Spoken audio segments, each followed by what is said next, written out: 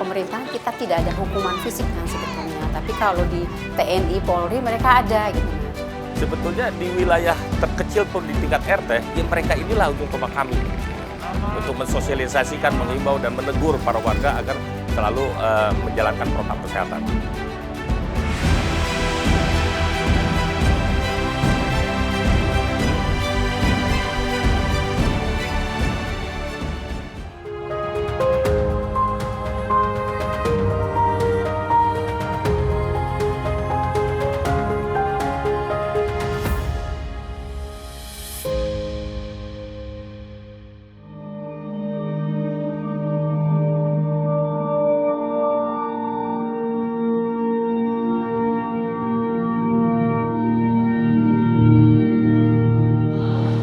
Penerapan kebijakan pembatasan sosial berskala besar masa transisi ternyata tak mampu menekan angka penderita COVID-19 di ibu kota. Angka pasien yang terkonfirmasi virus COVID-19 justru mengalami peningkatan yang cukup signifikan saat memasuki bulan September. Hal tersebut memaksa pemerintah Provinsi DKI Jakarta mengambil langkah darurat. Meskipun kita mendorong peningkatan kapasitas rumah sakit kita, tapi jumlah kasus aktif di Jakarta pertambahannya lebih cepat daripada pertambahan kapasitas tampung untuk pelayanan rumah sakit. Dalam rapat gugus tugas percepatan pengendalian COVID-19 di Jakarta tadi sore, disimpulkan bahwa kita akan menarik rem darurat, yang itu artinya kita terpaksa kembali menerapkan pembatasan sosial berskala besar seperti pada masa awal pandemi dulu. Ini itu jarak-jarak, jaga jarak. Penyebaran virus COVID-19 memiliki klaster yang berbeda-beda di tiap wilayahnya. Kelurahan Sukabumi Selatan, Jakarta Barat contohnya. Permukiman padat di wilayah ini membuat penyebaran virus COVID-19 di klaster keluarga. Di Sukabumi Selatan ini perkembangan kasus COVID memang 2 bulan terakhir memang kasusnya nambah otomatis. Itu nambahnya itu dari klaster keluarga. Jadi klaster keluarga karena mungkin ada salah satu anggota keluarganya yang positif yang bekerja mungkin di tempat kerjanya, terus begitu salah satu anggota keluarganya positif, otomatis kan di tracing yang kontak erat dengan dia di tracing. Nah hasilnya yaitu banyaknya dari keluarga, kontak keluarga, maka kasusnya meningkat gitu. Daerah yang padat penduduk tentu memiliki risiko tinggi terhadap penyebaran virus COVID-19. Apalagi jika tidak diimbangi oleh kesadaran masyarakat yang tinggi akan penerapan protokol kesehatan saat beraktivitas. Silakan. Kenapa tidak pakai masker, Bapak? Agak sedikit susah sih, karena warga-warganya juga memang untuk kesadaran memakai maskernya tuh masih agak susah diterapkan. Itu aja. Siapa yang biasanya susah dikasih tahu, anak muda kah atau mungkin pejalan kaki? Anak muda iya ada. Untuk pejalan kaki apalagi untuk anak-anak ya, itu agak repot ngasih taunya. Pasca adanya pengumuman oleh Gubernur DKI Jakarta terkait pelaksanaan PSBB total diberlakukan kembali, semua perangkat daerah di DKI Jakarta langsung bergerak cepat. Lurah Kabupaten Selatan, Mayanti Aziz melaksanakan rapat dengan para RW untuk menyusun jadwal ronda COVID-19. Terus setelah virtual dari pimpinan tuh dengan RW, setelah selesai saya kumpulkan lagi, RW belum boleh pulang. Nah saya kasih ini lagi pengarahan buat RW pelaksanaannya. Kalau itu kan cuma instruksi ya. Tapi nah yang kumpulan lurah dan RW itu dengan masyarakat itu, saya menjelaskan lagi teknis pelaksanaan di wilayahnya.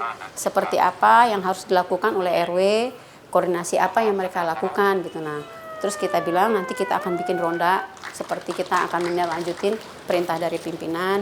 Nah, akhirnya kita bikin jadwal, kita kasih ke mereka gitu. Nah, pelaksanaan teknis ronda COVID ini sempat mendapatkan masukan dari para RW dan masyarakat yang meragukan efektivitas pelaksanaan ronda apabila hanya dijalankan oleh beberapa orang. Protapnya COVID itu kan tidak boleh lebih dari 5 orang. Cuma kita kalau pelaksanaan di lapangan itu bagaimanapun Pak RW itu, RW RT itu dan warga masyarakat selalu bilang kalau cuma yang jalan itu cuma RW, RT hanya berlima itu Bu Lurah itu gemanya nggak berasa gitu, gaungnya nggak terasa karena mereka udah biasa melihat kita udah biasa menginginkan, mereka nggak akan ada ininya, maksudnya efek jerahnya nggak ada. Pada para Ketua RT dan ibu sekalian nanti pada saat kita keliling sosial. Setelah melakukan perundingan tersebut, akhirnya disepakati jumlah personel warga yang mengikuti ronda COVID ditambah serta diawasi oleh pihak kelurahan, TNI, dan Polri. Untuk menyerahkan didampingi oleh Bimas dan Babinsa. Selain itu, pihak kelurahan juga menegaskan ke peserta ronda untuk tetap menjaga jarak saat melakukan ronda. Memakai masker dengan baik dan benar saat beraktivitas sehari-hari.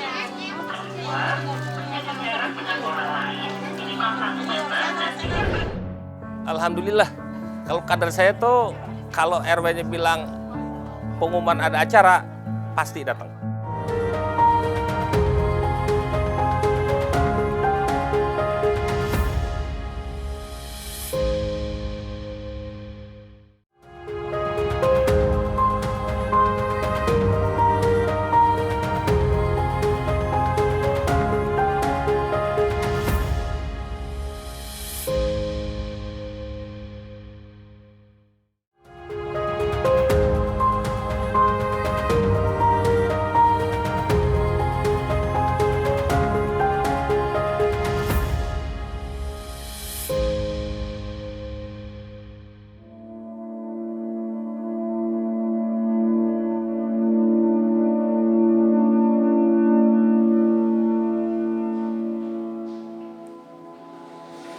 Teknis pelaksanaan ronda COVID-19 telah disepakati dan RW 04 mendapat giliran untuk melaksanakan ronda di pagi hari itu. Waktu sudah menunjukkan pukul 8.15. Para staf kelurahan dan dari Satpol PP langsung mengarah ke RW 04. Setibanya di RW 04, warga dan personel TNI dan Polri telah berkumpul serta langsung bergegas untuk diberi pengarahan.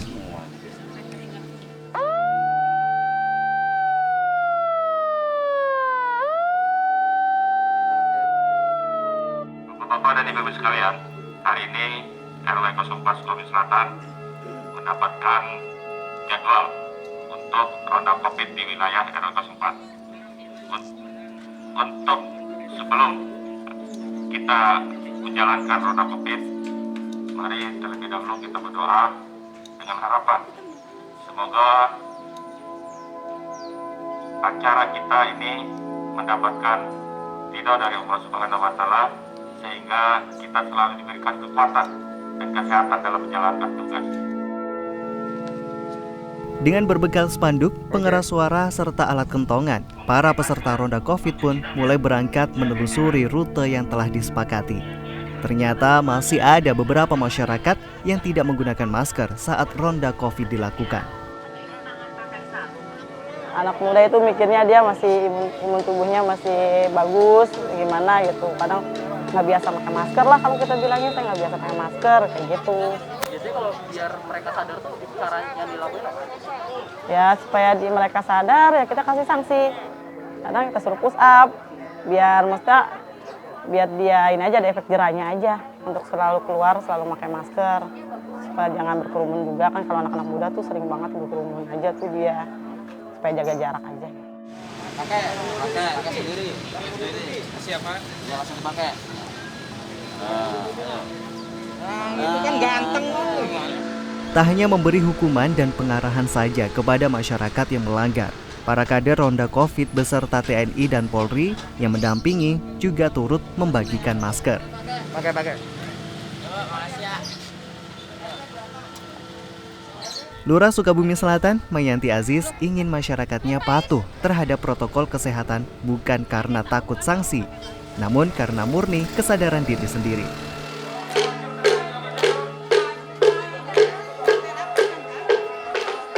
Semua institusi kan mereka punya masker. Pak RW pun dia punya maskernya. Mereka dapat juga sih, ada penyumbang juga, ada donatur yang memberikan masker. Terus kita kelurahan juga dapat. Nah, terus Bimas dan Babinsa itu juga mereka punya, dapat juga. Nah, makanya kita kalau pas saat pelaksanaannya, jadi semua itu karena tujuannya kita yang pertama kali yang kelihatan tuh kan masker kan. Warga tuh nggak pakai masker apa tidak gitu. Nah, kalau yang tidak pakai masker kita ketangkap sama saat itu kena razia, ya mereka harus kalau di kita pemerintahan kita tidak ada hukuman fisik kan sebetulnya, tapi kalau di TNI Polri mereka ada gitu. Nah, setelah itu baru kita mereka melaksanakan hukumannya kita kasih masker gitu.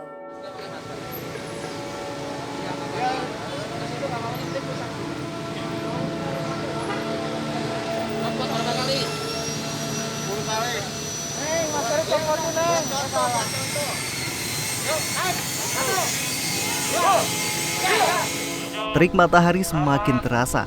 Rute yang dilalui oleh para kader Ronda Covid juga cukup jauh. Namun, semangat mereka tidak terlihat surut.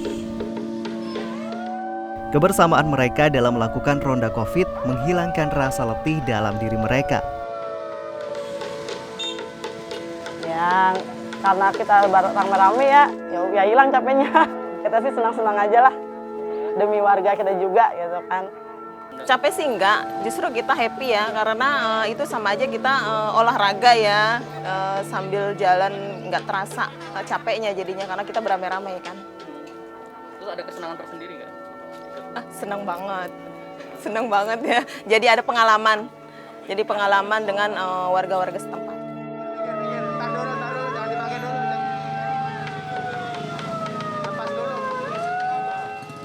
Saat ini, kegiatan Ronda Covid rutin dilakukan selama PSBB total kembali dilaksanakan di DKI Jakarta.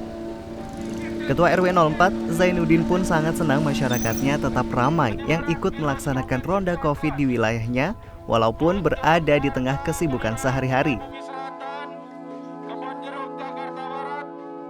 Alhamdulillah, kalau kader saya tuh, kalau RW-nya bilang pengumuman ada acara, pasti datang. Gitu. Tadi bisa dilihat sendiri betapa antusiasnya mereka, para kader di RW 4 itu mengikuti ronda ini. Karena memang sebetulnya di wilayah terkecil pun di tingkat RT, ya mereka inilah ujung tombak kami. Untuk mensosialisasikan, mengimbau dan menegur para warga agar selalu menjalankan protokol kesehatan.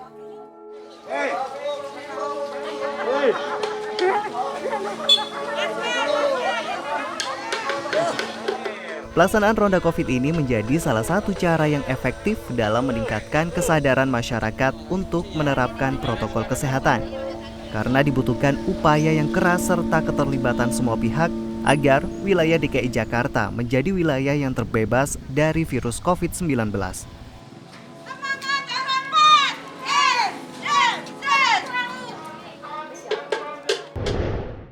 Pada intinya, kegiatan belajar akan terus seperti kemarin. Tidak dilakukan di sekolah, tapi dilakukan di rumah. Kemudian semua fasilitas umum tutup.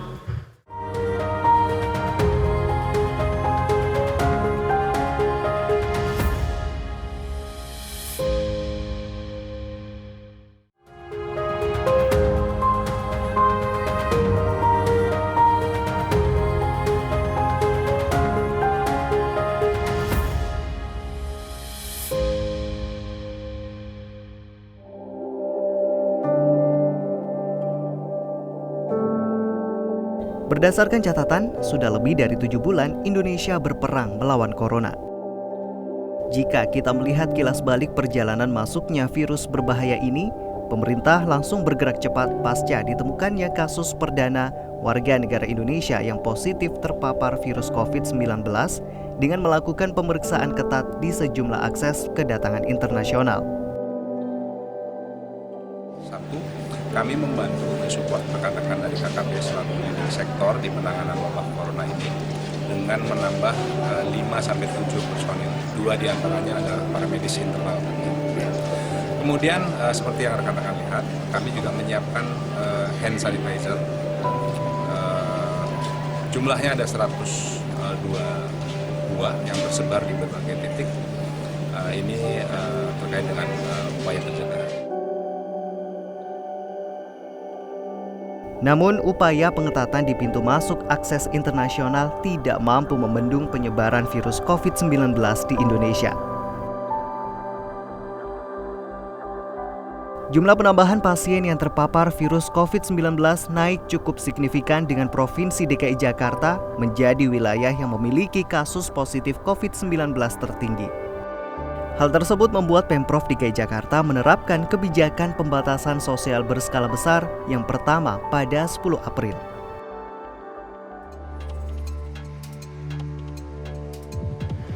DKI Jakarta akan melaksanakan PSBB sebagaimana digariskan oleh keputusan Menteri, efektif mulai hari Jumat tanggal 10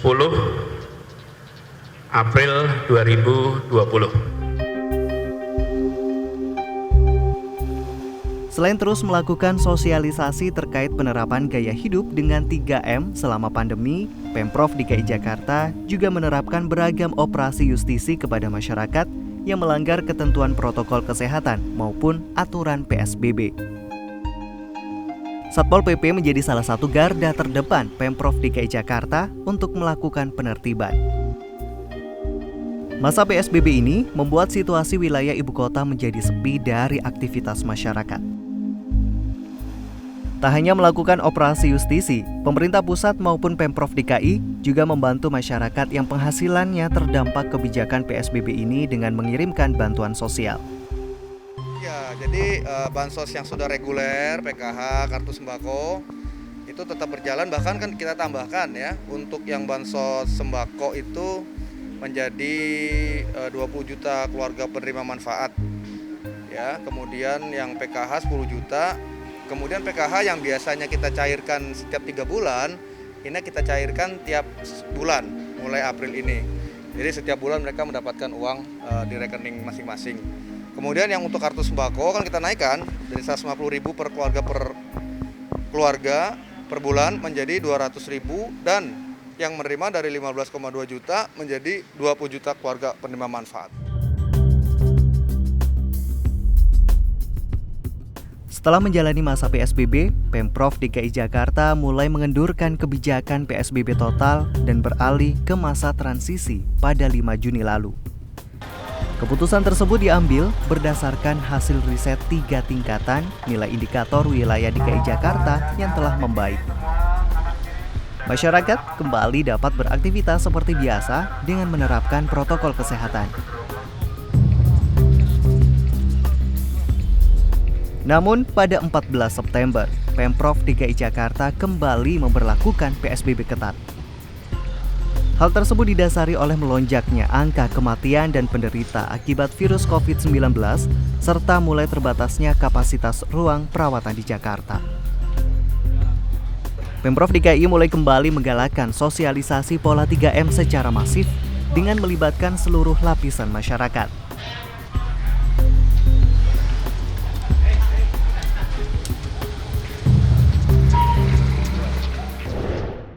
Gimana penanganan COVID di tempat Mbak Vira?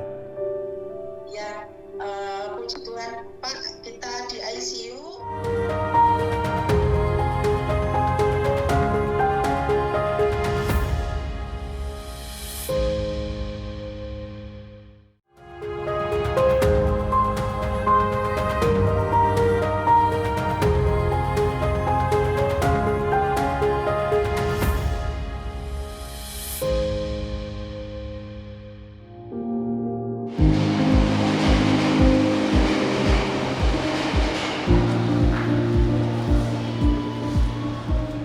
Pahlawan di masa pandemi.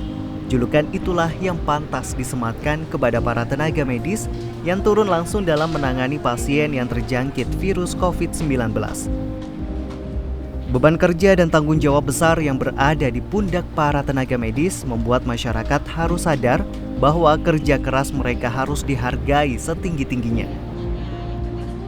Berikut momen menyentuh Presiden Joko Widodo ketika berbicara langsung dengan salah satu tenaga kesehatan yang sedang bertugas.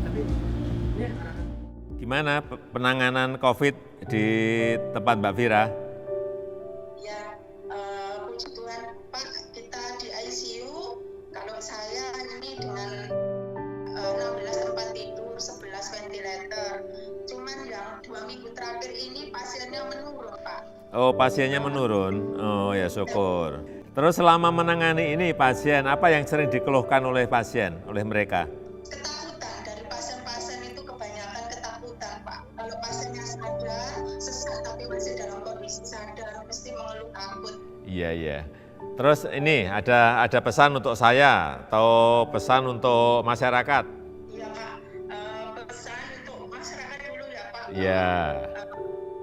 Tetap untuk protokol kesehatan tetap tolong dipatuhi, karena kalau saya perjalanan pulang itu masih lihat kerumunan massa yang masih memakai masker, masih suka berkerumun, Bapak. Terus untuk Bapak, terima kasih perhatian Bapak.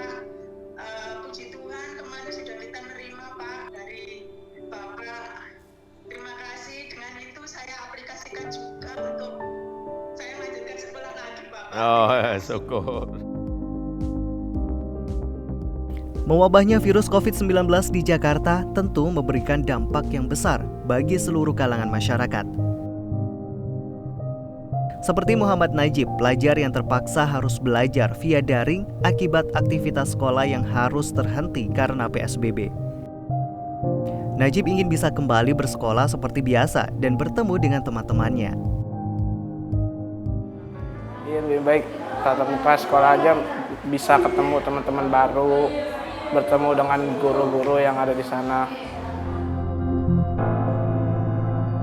Masa pandemi juga memberikan dampak pada kaum transpuan di Jakarta. Mama Ata contohnya, ia tak bisa menjalankan pekerjaan sehari-harinya menjadi perias pengantin. Kelar pandemi itu aku pengen jalan gitu, keluar gitu sama putriku gitu, terus pengen cepet-cepet dapat riasan, pengen masang pelaminan apa gitu loh, ngeriasin pengantin lagi. Itu kangen banget, udah kangen banget aku. Pengen, makanya sering ngomong, Neng, puasa ini kita nggak bisa buka di luar ya udahlah Mama, habis keadaan kayak gini mau diapain kayak gini. Kepentingan yang tidak terlalu penting hingga situasi yang terkendali. Terima kasih atas perhatiannya. Saat ini wabah pandemi memang menjadi sebuah bencana bagi setiap orang. Namun, kita harus tetap percaya masa pandemi ini bisa kita lewati bersama lewat dedikasi yang tinggi dari pahlawan kesehatan, kebijakan yang tepat dari pemerintah, serta kedisiplinan masyarakat dalam menjaga protokol kesehatan di setiap aktivitasnya.